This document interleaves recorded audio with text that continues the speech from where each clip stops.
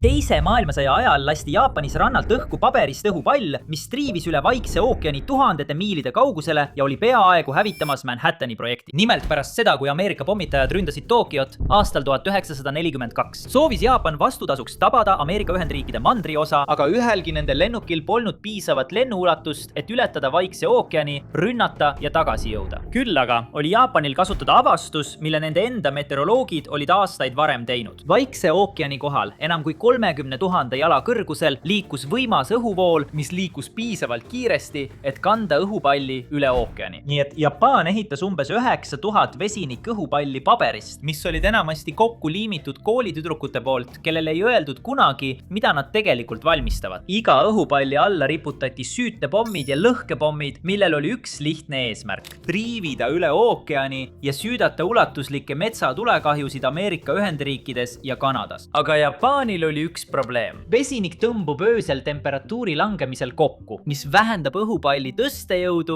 ja põhjustab selle laskumist. Selle lahendamiseks kavandasid Jaapani insenerid alumiiniumist ratta, mis oli ümbritsetud liivakottidega. Iga kord, kui õhupall langes alla teatud kõrguse, kukutas rõhulüliti automaatselt ühe kottidest alla ja siis tõusis kergem õhupall tagasi suurte kõrguste tuultesse. Insenerid laadisid peale just nii palju liiva, et sellest jätkuks umbes 3 ööks. See on ligikaudu aeg, mis kulub Põhja-Ameerikasse jõudmiseks. Kui viimane kott oli kadunud, hakkas see sama nende loodud mehhanism pomme vabastama ja süütas süütenööri, mis hävitas ülejäänud konstruktsiooni, jättes peaaegu mitte ühtegi tõendit sellest, mis juhtus. Umbes 9000 Jaapani poolt välja lastud õhupallist leiti kogu mandril üles vaid 300. Ja tänu ühele viimaste aastate kõige vihmasemale talvele ei läinud peaaegu ükski tulekahju, mida Jaapan lootis vallandada, korralikult põlema. Peaaegu kõigi näitajate järgi oli see kampaania täielik läbikukkumine. Välja arvatud see, et üks õhupall triivis juhuslikult vastu elektriliini, mis oli ühendatud Bonneville'i tammiga Washingtoni osariigis.